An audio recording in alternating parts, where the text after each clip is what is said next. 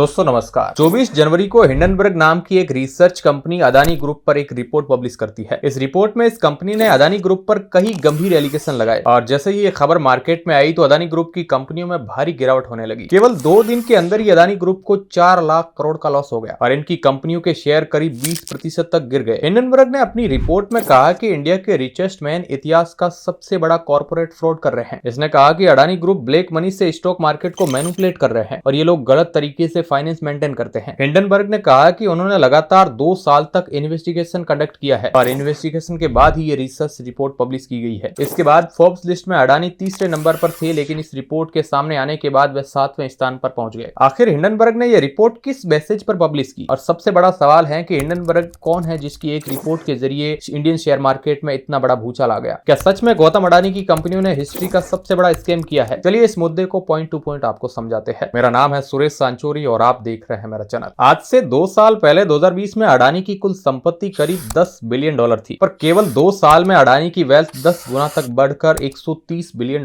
तक पहुंच गई है, जिसके कारण केवल 2 साल में ही गौतम अडानी ने अंबानी और जेफ बेजोस जैसे लोगों को वेल्थ में हराकर वर्ल्ड के तीसरे सबसे बड़े रिचेस्ट मैन बन गए। और ये सब हुआ अडानी ग्रुप की स्टॉक मार्केट में लगातार बढ़ती वैल्यूज के कारण। अभी तक तो सब कुछ ठीक ही चल रहा था, लेकिन 24 जनवरी 2023 शायद अडानी कभी नहीं भूलेंगे, क्योंकि इस दिन दुनिया की जानी मानी कंपनियों को स्टॉक मैनिपुलेशन के आरोप में डुबाने वाली हिंडनबर्ग रिसर्च ने अडानी ग्रुप पर भी एक डिटेल्ड और प्रूफ के साथ रिपोर्ट जारी की, जिसमें अडानी ग्रुप पर एलिगेशन लगाए गए कि उन्होंने स्टॉक मैनिपुलेशन करके अपनी कंपनियों की वैल्यूएशन को 85% तक ज्यादा दिखाया है। और अडानी ग्रुप की सारी कंपनियों की ये वैल्यूएशन भारतीय बैंकों के कर्ज से बनी है और ये कर्ज अडानी ग्रुप की कंपनियों ने गलत फाइनेंशियल रिपोर्ट दिखाकर लिया है। और जब ये रिपोर्ट सामने आई तभी से अडानी ग्रुप की सभी कंपनियों के स्टॉक प्राइस गिरने शुरू हो गए और कुछ ही घंटों में अडानी के स्टॉक प्राइस 20% तक गिर गए, जिसने अडानी ही नहीं बल्कि भारतीय स्टॉक मार्केट पर भी क्रैश होने का खतरा बढ़ा दिया। इस क्राइसिस के चलते देश की सबसे बड़ी इंश्योरेंस कंपनी LIC के 18,300 करोड़ रुपए डूब गए। LIC ने अडानी ग्रुप की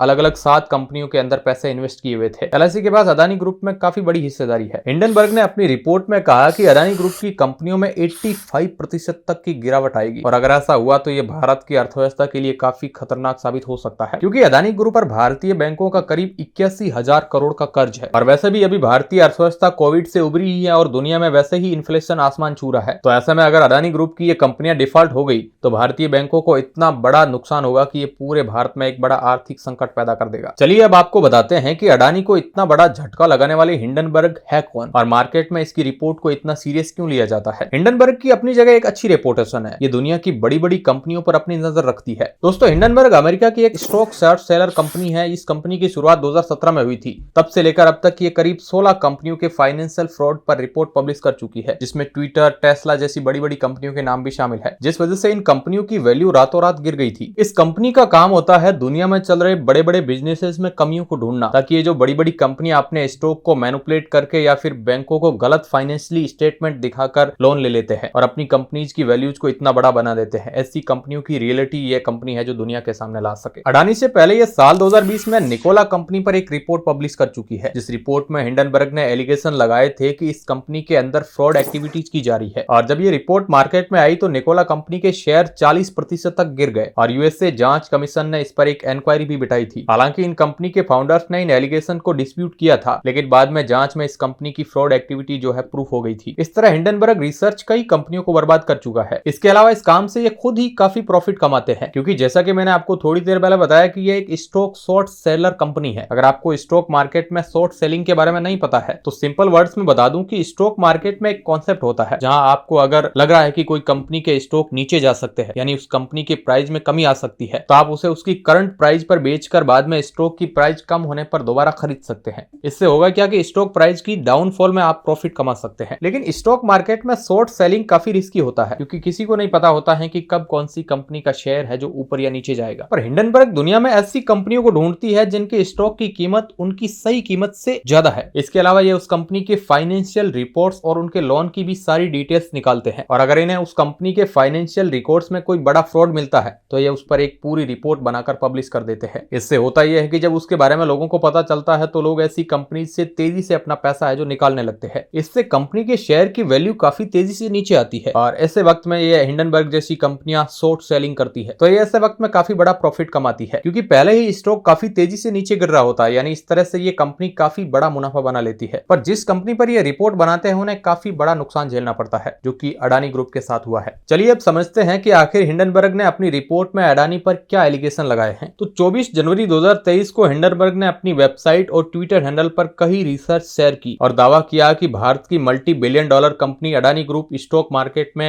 अपने स्टॉक के प्राइस को इलीगल मैनिपुलेट करके बढ़ा रहा है, जबकि कंपनी का प्रॉफिट लगातार कम हो रहा है। इस रिपोर्ट में यह भी कहा गया कि इस तरह से स्टॉक की प्राइस बढ़ाकर अडानी ग्रुप अपनी अलग अलग कंपनियों की वैल्यूज कई बिलियन डॉलर तक पहुंचा चुके हैं, जिसके कारण इन्हें बैंकों से काफी आसानी से कई बिलियन डॉलर का लोन मिल रहा है, जबकि इनकी कंपनियां लोन को चुकाने के लिए प्रॉफिट कमा ही नहीं रही है। इस रिपोर्ट में यह भी कहा गया कि अडानी ग्रुप की 7 लिस्टेड कंपनियों के स्टॉक के प्राइस करीब 85% से 100% तक हाई वैल्यूड है। उन्होंने कहा कि 2020 में अडानी ग्रुप के शेयर की वैल्यू 128 इंडियन रुपीज हुआ करती थी, पर केवल 2 साल के अंदर स्टॉक की प्राइस 128 से बढ़कर 4000 तक पहुंच गई थी, जबकि अडानी ग्रुप के प्रॉफिट पहले के जितने ही थे। हिंडनबर्ग ने एलिगेशन लगाया कि अडानी ग्रुप सालों से लगातार गलत फाइनेंशियल रिपोर्ट बनाकर अपनी स्टॉक की प्राइस को लगातार बढ़ाते जा रहे हैं, जिसके कारण उनकी कंपनियां बहुत ज्यादा वैल्यूएशन पर आ चुकी है, जबकि उनका प्रॉफिट ना के बराबर है। लेकिन इन प्रॉफिट को गलत तरह से दिखाकर अडानी ग्रुप बैंकों से अरबों डॉलर का लोन ले लेता था। आज अडानी ग्रुप गले तक कर्ज में डूबा हुआ है। और इस रिपोर्ट में हिंडनबर्ग रिसर्च ये भी कहता है कि हमने बहुत से लोगों का इंटरव्यू किया है, जिसमें अडानी ग्रुप के फॉर्मर सीनियर एग्जीक्यूटिव भी शामिल है, और हमने हजारों डॉक्यूमेंट भी एग्जामिन किए हैं और कई साइट्स को भी विजिट किया है कई देशों में, और इन्हीं सब बेसेज पर अडानी ग्रुप पर हमने ये रिपोर्ट पब्लिश की है। इसके अलावा इस रिपोर्ट में यह भी कहा गया है कि अडानी ग्रुप में सबसे बड़ी प्रॉब्लम नेपोटिज्म की है। अडानी ग्रुप की कई कंपनियों में सीनियर पोस्ट पर अडानी फैमिलीज के मेंबर को फाउंडर या सीईओ के रूप में बैठाया हुआ है, मानो ये कोई पब्लिक कंपनी ना होकर अडानी ग्रुप की फैमिली कंपनी हो, और इस तरह से कंपनी में अडानी फैमिली मेंबर एक साथ मिलकर एक बड़े फ्रॉड को अंजाम दे रहे हैं। अडानी ग्रुप के 22 सीनियर पोस्ट में 8 अडानी फैमिलीज के पास है, और इस तरह अडानी ग्रुप के फैमिली मेंबर्स ने मिलकर कंपनी से करीब 17 बिलियन डॉलर अमाउंट के फ्रॉड को अंजाम दिया है। अब दोस्तों, अडानी ग्रुप ने इस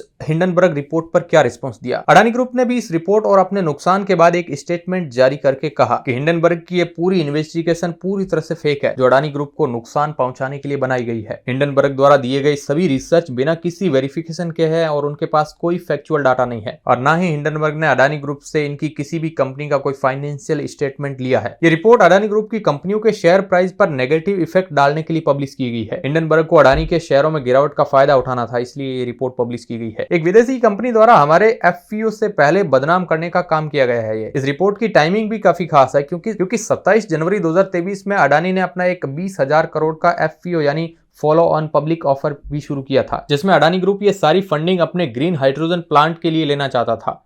अडानी एंटरप्राइज का ये 20,000 करोड़ का एफपीओ इंडिया हिस्ट्री का लार्जेस्ट एफपीओ है। उन्होंने स्टेटमेंट में कहा कि ये निवेशकों को गुमराह करने और अडानी ग्रुप की इमेज को खराब करने के लिए किया गया है। अडानी ग्रुप ने इस पर यह भी कहा है कि हम इस पर कार्रवाई करेंगे, लेकिन इसके रिस्पॉन्स में हिंडनबर्ग ने भी कहा है कि बिल्कुल आप कानूनी कार्रवाई कर सकते हैं। जितनी भी बातें हमने बताई है ये हमारे पास इसके डॉक्यूमेंट्स है। पर दोस्तों, एक इंटरेस्टिंग बात बताऊं कि यूएस में हिंडनबर्ग के अगेंस्ट कार्रवाई चल रही है, बिकॉज ये जो कंपनी है इस पर एलिगेशन लगे हैं कि ये पहले शॉर्ट फंड बेच देती है, उसके बाद ये कई बड़े बड़े हेज फंड के साथ मिली हुई है, जिससे कि ये किसी बड़ी कंपनी के बारे में रिपोर्ट निकालकर उससे बड़ा मुनाफा कमाती है। ये इस पर एलिगेशन है। लेकिन ये भी नोटिस करने वाली बात है कि ये काफी डिटेल में भी रिपोर्ट निकालती है। मगर ये भी हो सकता है कि इंडिया की स्थिति काफी अच्छी है, यहाँ तक कि जीएसटी फंड भी हमारे अच्छे हैं, म्यूचुअल फंड्स भी रिकॉर्ड स्तर पर चल रहे हैं, इन्फ्लेशन हमें नहीं गिरा पा रहा है, कोरोना वायरस हमें नहीं गिरा पा रहा है। लेकिन फिर एफपीओ की खबर आई, बजट के पास में एफपीओ की खबर, और उसी कंपनी जो एफपीओ लेकर आ रही है उसी पर ये एलिगेशन लगते हैं, और ये रातों रात जितना यूएस मार्केट नहीं गिरता ये धड़ाधड़ गिर जाता है। काफी सोचने वाली बात है दोस्तों। हम तो उम्मीद करते हैं कि अडानी ग्रुप में सब कुछ अच्छा हो, हालांकि हम ये भी नहीं कह रहे हैं कि हिंडनबर्ग की ये आरोप झूठे हैं, वो अपनी जगह सही हो सकती है। मुझे लगता है अडानी ग्रुप इस प्रॉब्लम को काफी अच्छे से काउंटर करेगा और इसमें काफी सुधार करेगा, क्योंकि अडानी ग्रुप में ऐसा कुछ होता है तो ये देश के लिए बहुत बड़ा घाटा हो सकता है। वैसे अभी भी गौतम अडानी एशिया के सबसे अमीर इंसान है, लेकिन जिस तरह से अडानी ग्रुप के स्टॉक शेयर्स गिरावट देखी जा रही है इसके अंदर, उसे देखकर लगता है कि जल्दी ही गौतम अडानी शायद एशिया के सबसे अमीर इंसान का खिताब खो सकते हैं। अभी इसे लेकर आपका क्या मानना है कमेंट बॉक्स में हमें जरूर बताएं, और ऐसे ही इंटरेस्टिंग वीडियोस के लिए आप मेरे चैनल को जरूर सब्सक्राइब करें। धन्यवाद।